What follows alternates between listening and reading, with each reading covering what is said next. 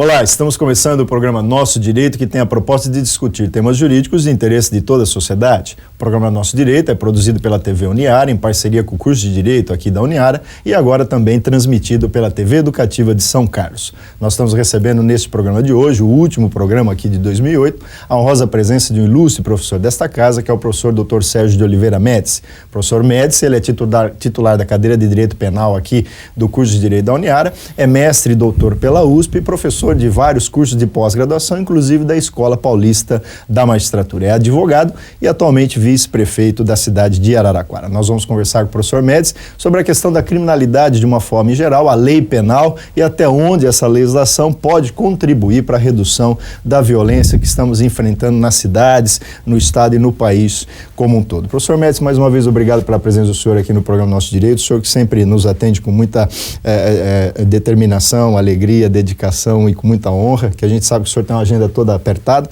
E eu começo perguntando ao senhor exatamente o seguinte: a legislação penal brasileira, o senhor que participou da comissão de reforma do Código Penal, tem várias obras do campo do direito penal editadas. Eu pergunto, a nossa legislação, ela tem se mostrado suficiente para coibir a violência no nosso país? Meu prezado Dr. João Batista Galhardo Júnior, é um prazer voltar aqui aos estúdios da TV Uniara. Obrigado. Estou sempre às ordens, é uma alegria para mim.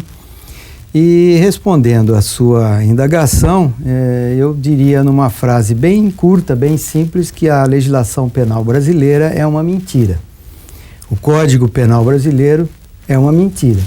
E explico por quê, não estou sendo agressivo, né, de forma exagerada. Até porque a gente pode passar para os nossos alunos aqui que o que eles estão aprendendo é uma mentira. Não é. Então, é pelo seguinte: quando nós temos a prática de um crime, principalmente um crime de repercussão, a imprensa dá, assim, uma informação equivocada, não por culpa da imprensa, mas pela própria lei. Eu fiz algumas anotações aqui.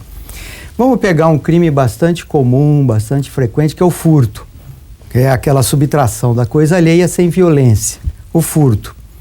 Então, se você pega o Código Penal, todo mundo sabe que isso está no artigo 155 do Código Penal, e vê lá, pena 1 a 4 anos de reclusão. 1 a 4 anos de reclusão. Então, vem o locutor e fala assim: o ladrão está sujeito a uma pena de 1 a 4 anos de reclusão. Quer dizer, o mínimo de 1 e o máximo de 4. Peculato. Peculato, para quem não sabe, é o ladrão dos cofres públicos, coisa que, felizmente, nós não temos no nosso país, né? Imagina. Mas imaginando que um funcionário público ou um detentor de um mandato eletivo tenha lançado mão de uma forma ilícita dos dinheiros públicos, né? Então, esse é o peculato.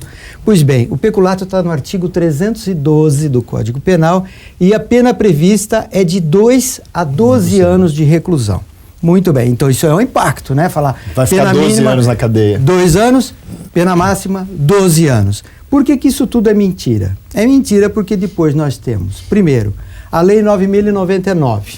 A Lei 9.099, como todos devem saber, até 2 anos de pena. Cesta básica. É substituída por uma pena restritiva de direitos, normalmente uma cesta básica. Quer dizer, transforma isso numa multa. Então, acabou. Se a pena for de 1 ano, não vai cumprir. Se a pena for de 2 anos, no caso do peculato, né, a pena mínima, que geralmente primário, de bons antecedentes, a pena é mínima, não vai cumprir. Muito bem. Aí, se a pena, por acaso, ultrapassar isso, você fala, bom, mas e se o juiz condenar o ladrão dos cofres públicos, o peculatário, a uma pena de 8 anos, por exemplo, 6 anos, também continua sendo uma mentira? Também continua sendo uma ficção. Quem não gostar da palavra mentira, substitua por uma ficção. É uma ficção, por quê? Porque daí tem aquela redução, né, pela progressão. Então ele cumpre 1/6, divida essa pena por 6, ele vai cumprir 1. Se foi 6 anos, ele vai cumprir 1. Aí ele já pode ir para o regime semiaberto. Veja bem, você vai dizer, bom, Sérgio Médici é contra o sistema progressivo, não sou contra. Eu acho que nós precisamos esclarecer isso à população. Dar uma informação mais próxima da realidade, o que efetivamente vai acontecer. Isso. Quer ver, ó, lesão corporal. O brasileiro não dá o valor à integridade física das pessoas. A coisa que eu mais preservo é a minha vida. Sem dúvida. Em segundo lugar, a minha integridade física.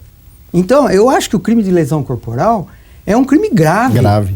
No entanto, se o sujeito bate no outro, fere o outro, a pena prevista no Código, artigo 129, detenção de 3 meses a 1 ano. Detenção de 3 meses, quer dizer, normalmente a pena mínima que é aplicada, 3 meses, isso é absolutamente nada. Já dá para substituir direto pela pena de multa. Quer dizer, ficou muito barato bater nos outros, né? Ainda que seja uma lesão corporal grave, uma lesão grave que causa uma incapacidade para o trabalho por mais de 30 dias, que acarreta perigo de vida, debilidade de membro, sentido ou função, aceleração do parto, etc. Isso está previsto no parágrafo 1º do 129. A reclusão passa para 1 a 5 anos. Quer dizer, o sujeito pratica uma agressão que cega um olho, não é? Inutiliza um braço.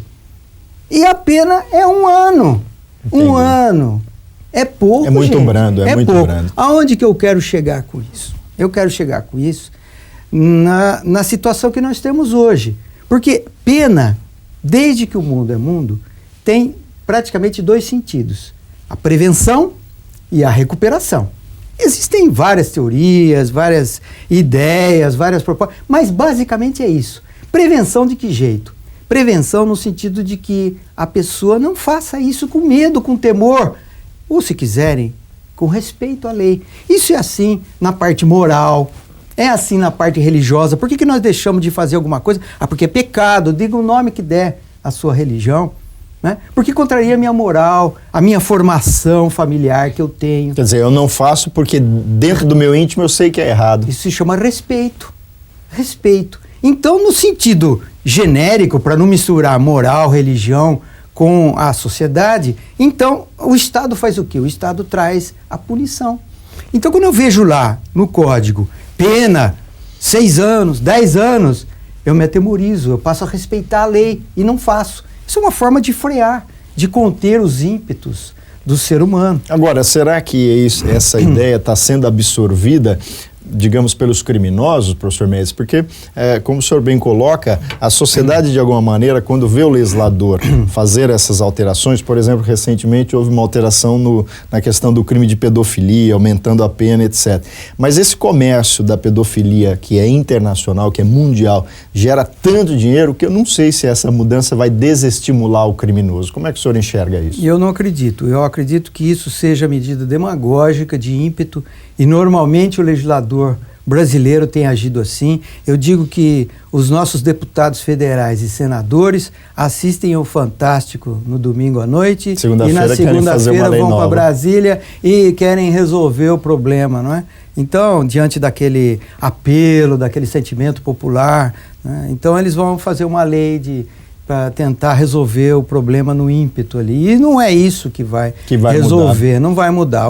Olha, muitas vezes, eu digo isso com tristeza, a população em geral não sabe disso que eu estou falando aqui, que há uma ficção nessas penas. Se vocês não gostarem da palavra mentira, substituam por ficção. Pela ficção. Não é? Não sabe, mas o criminoso sabe. O bandido sabe, porque ele já esteve lá. Ele sabe que ele mata alguém, e a vida humana também não vale nada nesse país. Ele mata alguém, ele está sujeito a uma pena de 6 a 20 anos, que é o homicídio. Você fala 6 a 20 anos na cadeia, não fica. Não fica. Se ele pegar 6 anos, dali 1 ano, ele vai para o regime semiaberto. E depois de mais 1 ano, ele vai para casa. No final cumpre 2 anos. Quer dizer, isso é verdade, gente?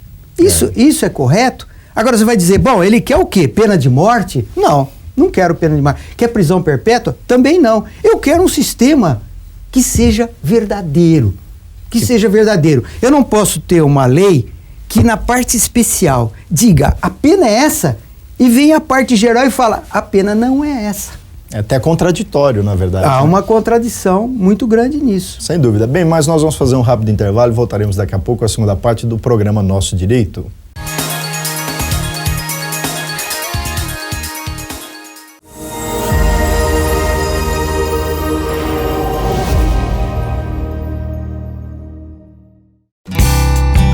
Dizem por aí que você não pode controlar o tempo, estar em 2 lugares simultaneamente, muito menos escrever o seu futuro. Quem disse que não? Na pós-graduação EAD da Uniara, você pode estudar na hora que quiser, pode estar na sua casa e na faculdade ao mesmo tempo e ser dono do seu destino.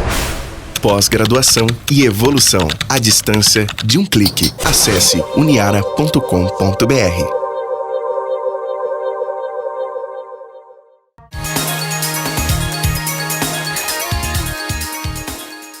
Estamos de volta com o programa Nosso Direito, que tem a proposta de discutir temas jurídicos de interesse de toda a sociedade. Nós estamos conversando hoje com o professor Dr. Sérgio de Oliveira Médici, que é titular da cadeira de Direito Penal aqui do curso de Direito da Uniara. Professor Médici, a questão do crime hediondo e a mudança agora na questão da lei do tráfico de entorpecente, né? Houve uma mudança, aumentaram a pena máxima do tráfico, mas na prática nós estamos vendo que hoje o tráfico está cada vez mais disseminado, hoje é um dos crimes que mais assola o nosso país de uma forma em geral. Como é que o senhor pode analisar isso?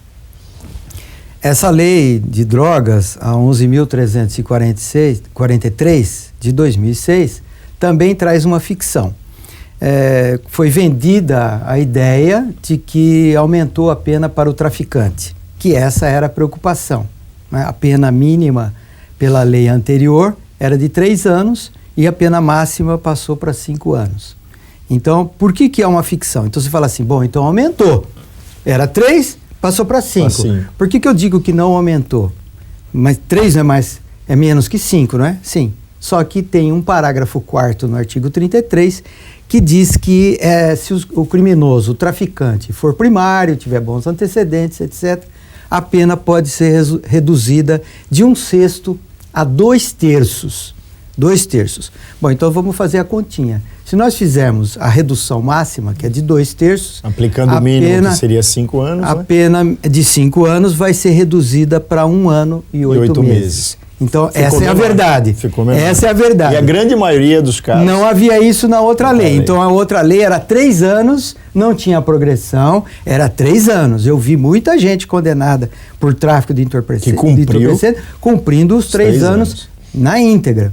Hoje, a pena mínima passou a ser de 1 ano e 8 meses para com direito à progressão. Com direito à progressão. Inclusive o Supremo Tribunal Federal mudou recentemente também o entendimento em relação à progressão. Hoje a lei já traz isso, mas antes dessa mudança da lei, o Supremo, por várias vezes provocado, entendeu que a lei dos crimes hediondos, que não permitia a progressão de regime, quer dizer, o sujeito ficava preso a pena inteira, houve uma mudança para admitir essa progressão. Como é que o senhor enxergou essa mudança? Isso contribuiu, no entendimento do senhor, esse é o foco aqui da nossa discussão, para reduzir a violência? Claro que os jornais já dizem que não, né? Mas como é que o senhor enxerga isso? Isso aí é um descompasso também entre o mundo jurídico e a nossa realidade. Então, o Supremo está errado em reconhecer essa tese? Não está. É uma interpretação jurídica feita por juristas. Brilhantes juristas. Né? Então, é uma interpretação que pode ser feita. Quer dizer, o que falta no nosso país é uma linha mais ou menos definida de criminalidade. Como é que nós queremos combater isso? Nós chamamos de política criminal. Né? Então, o Supremo está julgando diante da Constituição. A Constituição de 88 foi elaborada por constituintes que estavam muito preocupados com o aspecto político, com o crime político. É verdade. E se você for ver, o criminoso político é minoria. Quando que acontece o crime político? É muito raro. E, no entanto, como não podia dizer crime político, disseram crime. E isso acabou se estendendo para todos. De uma forma em geral. Então, essa interpretação liberal da Constituição tem base, tem fundamento. Eu acho que o Supremo tem julgado de forma acertada. Então, se é para conceder a progressão, tem que conceder.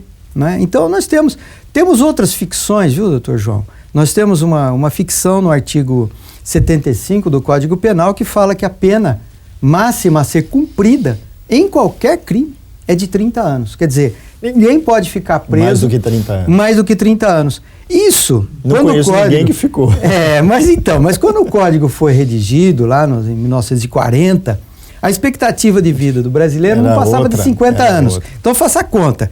Ele tem 20 anos de idade, cometeu um crime, ele fica 30, sai com 50 e morre. Era essa a conta. Hoje, A expectativa de vida. 70 e... O brasileiro está em 72,5, né? Para as mulheres 78, para os homens quase 70, né? Então, a expectativa de vida mudou. Quer dizer, o sujeito sai com 50 anos, ele tem tempo para cometer crime. Vai voltar a praticar, mesmo porque esse é um grande problema que nós temos.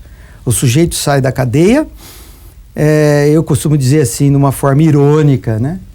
Quando o sujeito sai da penitenciária, existe uma fila de empresários oferecendo emprego para ele, não é assim? Imagino. Todos com a carteira de trabalho, não há proposta de emprego, não é? Então, o que ele vai fazer na vida? Pode ver, essas semanas houve uma série de crimes, inclusive aqui em Araraquara, principalmente de roubos, né, que a população chama de assalto, todos eles praticados por pessoas que tinham ou fugido da cadeia ou cumprido pena. Já tinham passado. Quer dizer, isso mostra que o outro aspecto da pena, nós falamos da prevenção, a recuperação também está falhando. Não existe. Quer dizer, em regra, é tudo uma questão de, efetivamente, no papel é uma coisa e na prática é outra. Isso. Mas e como mudar, então, professor Médici? A gente não pode terminar o nosso programa deixando um desalento para a nossa população. Nós podemos sugerir algumas propostas de curto prazo, nada. Não há o que fazer, não é? Nós temos a médio e longo prazo. Então, nós temos que trabalhar na juventude, principalmente. E estou aqui diante de um magistrado exemplar, né, da comarca de São Carlos, que lá implantou um sistema que está propiciando a redução da prática de atos infracionais por menores, não é, pelos adolescentes. E esse é um caminho. Esse é um caminho que dá para fazer. E aqui em Araraquara também temos o Dr. Silvio Moura Salles, também faz um brilhante trabalho. Um bom trabalho aqui na nossa cidade. Então temos, mas são comportamentos isolados. São comportamentos isolados. Nós precisamos de mais juízes, mais promotores. Presença do Estado. Dedicados a isso, mais interesse dos governos, dos poderes executivos, dos estados, nesse ponto de recuperar essa juventude. Porque nós podemos dizer assim, essa geração está perdida, mas e a próxima? Vamos salvá-la. Então, esse é um ponto que nós temos que atacar, não é? O governo municipal aqui, que está encerrando as suas atividades aqui em Araraquara, depois de 8 anos, trabalhou muito nesse sentido. Fazendo a chamada inclusão social. Não é? Propiciando arte, propiciando esporte para a população da periferia, não é? Então, esse é um ponto que nós podemos atacar. O outro ponto, e que eu defendo no livro que escrevi, Teoria dos Tipos Penais, né, é no sentido de tentar definir claramente a política criminal que nós queremos para o nosso país. E isso com a participação popular. Eu acho que o povo tem que ser consultado. O povo foi consultado recentemente para dizer se deve ter o porte de arma ou não. Então o povo devia ser consultado numa maneira geral, fazendo plebiscitos, organizando sociedades, associações, consultando para saber o que nós queremos punir. Porque também nós temos um monte de crimes no Código Penal que não serve para nada. Não é? Nós temos crime que pune ao uso indevido da palavra couro. É crime. Outro dia eu estava falando em classe, falei assim, mas como, professor? A palavra couro, couro, esse que fabrica sapato, mala, sofá, é isso aí. Se você usar a palavra couro numa substância sintética, é crime. Agora, para que instituir crime nisso? Deixa isso para o direito civil, indenização, não é? Deixa isso para outra área. Então temos que fazer uma limpeza no Código Penal. Não adianta ficar enchendo o Código Penal de crime, onde tudo é crime, nada acaba sendo punido. Então essa é a outra proposta que eu trago, que deve ser analisada, no sentido de se realizar no país uma grande consulta popular. Uma grande consulta. Fala, mas são 180 milhões de pessoas, né? Não dá para fazer. Dá para fazer, é só organizar em setores, em bairros. Foi feito com as armas, o senhor mesmo... Plebiscito foi feito. Então, debates esclarecedores, né? Porque se deixar só na mão dos nossos deputados e dos nossos senadores, não é? Isso não vai mudar, vai continuar como está. Bem, o nosso programa infelizmente chega ao final, mas você, telespectador, pode perceber aí todo o conhecimento do professor Sérgio Oliveira Médici, e que, aliás, eu quero aqui fazer publicamente um agradecimento ao professor Médici, que foi o responsável pela minha vinda aqui para a Uniara, ou o irresponsável, talvez, do meu ingresso aqui no Centro Universitário de Araraquara, agradecer publicamente ao Dr. Médici por essa confiança e dizer que o Dr. Médici é, sem dúvida, um brilhante professor desta casa, e tudo isso que você pôde conferir nesse curto programa, fica já o convite para outros programas, ele passa isso diariamente para os alunos aqui do curso de Direito da Uniara. Professor Médici, eu lhe devolvo a palavra para as suas considerações finais. Muito obrigado pelas suas palavras, né? Eu sinto orgulho de ter trazido o Dr. João Batista Galhardo Júnior para a Uniara, assim como tantos outros. É verdade. E mesmo porque foi meu aluno. É verdade, é verdade. Foi meu aluno há 20 e poucos anos Aprendi atrás, muito né? Com o Sr. Médici, Foi meu aluno. Então eu estou sempre à disposição, não é, para transmitir os pequenos conhecimentos que adquiri na vida. Estou sempre à disposição, agradeço muito e aproveito a oportunidade para desejar a todos um ótimo ano novo, um feliz ano novo, e que nós venhamos aqui nas próximas vezes para falar de situações mais agradáveis, para dizer aqui que diminuiu a criminalidade, que melhorou a situação, mesmo porque a crise que vem vindo aí, essa crise econômica e financeira mundial, vai agravar ainda mais a situação, porque nós vamos ter desempregados, infelizmente, e esse é o último fio da meada, está lá no desemprego, e isso vai acarretar mais violência e mais criminalidade. Mas esperamos que isso não aconteça. Sinceramente, um bom ano para todos, um feliz ano novo para todos e principalmente para a nossa querida instituição, a Uniara. Mais uma vez quero agradecer ao professor Sérgio Médici e também agradecer a você, telespectador, que durante o ano de 2008 acompanhou o programa Nosso Direito, desejar um feliz 2009 e estaremos aqui no próximo ano, se Deus quiser. Muito obrigado a todos e até o ano que vem você vai conferir a partir de agora alguns dos melhores programas de 2008 durante as férias e depois, a partir de fevereiro, estaremos de volta com o programa Nosso Direito. Muito obrigado a todos e até lá.